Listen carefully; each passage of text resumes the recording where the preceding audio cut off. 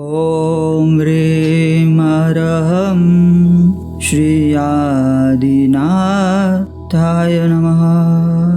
संयम जीवन का बीज उगने से पहले मेरा जीवन संसार रूपी कादव में डूबा हुआ था।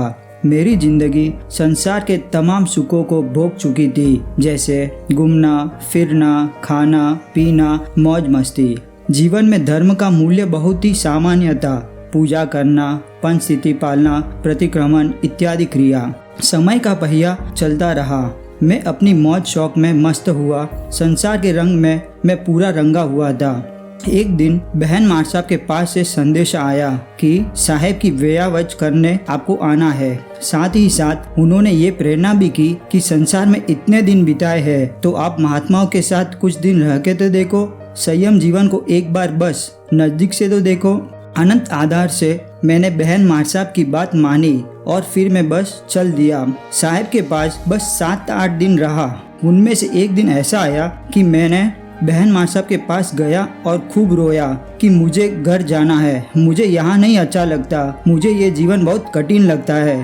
परंतु बहन मार साहब ने हार ना मानी और खूब सहजता से कहा, थोड़े दिन और रुको, संयम जीवन के आनंद को महसूस तो करो। दिन बीतते गए, इस बात से अनजान कि मेरा जीवन मेरे भवो भव बस कुछ वर्षों में सुधरने वाले हैं। बहन मार साहब एवं मेरे गुरु मार साहब ने ऐसा सिंचा मुझे, ऐसे तैयार किया मुझे कि मैं प्रभु वीर के पंथ पर आरूढ़ हो रहा हूँ। मेरे जीवन रथ का टर्निंग पॉइंट लॉकडाउन में आया। श्री शंकेश्वर जी तीर्थ में आया, जहाँ मैंने साधु जीवन की खूबसूरता को देखा, प्रभु वीर के वचनों को गुरु मुख से सुना, मेरी आत्मा को पहचाना। शंकेश्वर पार्श्व प्रभु के समक्ष में बस यही याचना करता था, मने संयम क्यारे मलशे, मने वीर प्रभु नो वंश क्यारे मलशे। बस उन दिनों में दादा के साथ बिताया हुआ हर पल दादा के साथ ऐसी प्रीति की गांठ बांधी कि मेरे चारित्र मोहनीय कर्मों का क्षय हुआ और मेरा मन मक्कम हो गया कि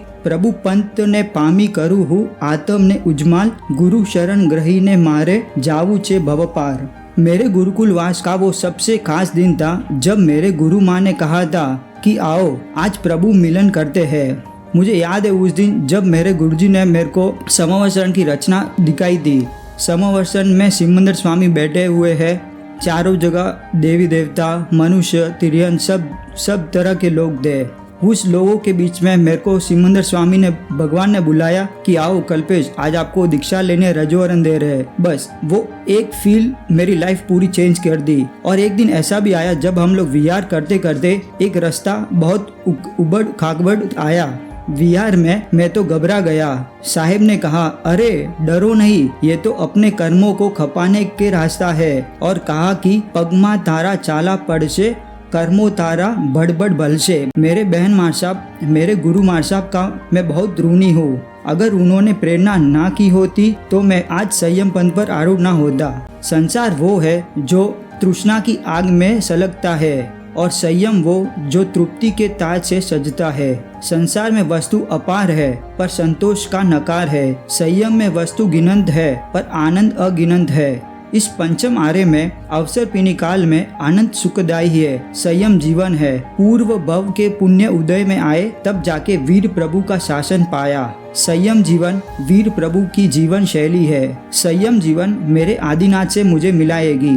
संयम जीवन ही मेरे आत्मा को मोक्ष गमन करवाएगा। बस इसलिए मुझे चारित्र अंगीकार करना है। मम्मी पापा का उपकार मेरी लाइफ में बहुत है। जब बहन मार साहब की दीक्षा हुई उसके 1-2 साल बाद जब मैंने बोला कि मम्मी मेरे को भी है ना मार साहब के पास जाना है, तो उनके लिए एकदम हार्ट के ऊपर पत्थर रखने जैसा था कि अभी बहन मार साहब की दीक्षा हुई थी और मेरे को भेजना बहुत कठिन था। पर फिर भी इन्होंने मेरे को कभी भी नहीं रोका, कभी भी ना नहीं दहा, कभी भी बस यही बोला कि जा, ठीक है जा, तू तेरी आत्मा का कर। तो उनके उपकार तो मैं कभी नहीं भूल पाऊंगा। लोकी, पता है कि अकेला छोड़ के जा रहा हूँ, पर बस इतना ही कहना चाहूँगा कि जैसे बहन मार साहब के जाने के बाद मैं गया, वैसे तू भी इसी मार्ग पे आना तो तेरे पीछे पीछे मम्मी पापा भी आएंगे। ऋषभ, शायद मैं बहुत स्वार्थी हूँ। अपन 15 साल से साथ में थे, साथ में खेले कूदे, खाया पिया घूमे, पर ये मार्ग पे मैं तेरे को अकेला छोड़ के जा रहा हूँ। पर वादा करता हूँ कि संयम जीवन लेने के बाद भी मेरी यही एक इच्छा होगी कि तू भी इसी मार्ग पे आए कि तेरे को पता है कि ये मार्ग सबसे सुखदायी मार्ग है। अगर तू नहीं भी ले सके संयम तो एक सच्चा श्रावक तो बन के ही रहना, यही मेरी इच्छा है। युक्ता, मेरे लाइफ में 2 बहन थे, एक तो संयम में मेरे बहन मार साहब और यहाँ संसारी में तू। बहन मार साहब की तो हर बार प्रेरणा होती थी कि संयम जीवन, पर संसार में ऐसा कोई बहन नहीं था जिसने मेरे को बोला कि तू जा साहिब जी के पास। पर तू एक थी जिसने मेरे को हर टाइम पुश किया। जब मेरी इच्छा नहीं होती थी तो भी तूने मेरे को पुश किया कि भैया आप जाओ थोड़ी नहीं रह के आओ। तो आपका उपकार भी बहुत है मेरे ऊपर। लास्ट में मम्मी पापा लोकी समझ मुद्दा फैमिली, आप सबका बहुत ऋणी हूँ कि आपने मेरे को एक पॉइंट भी नहीं सोचा कि है ना रोकने का, बस सीधा हाथ दिया। और आज इसी कारण मैं संयम जीवन स्वीकार करने जा रहा हूँ। महावदी पांचम 23 जनवरी 2022 मेरे प्रवज्य का दिन है। इस दिन मैं सभी छठकाई जीवों को अभयदान दूंगा और प्रभु वीर ने बताया मार्ग पे आरूढ़ रहूँगा।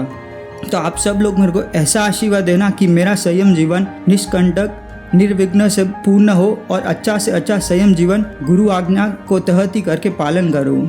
जिन आज्ञा विरुद्ध कुछ भी कहा हो तो मिच्छामि दुक्कडम।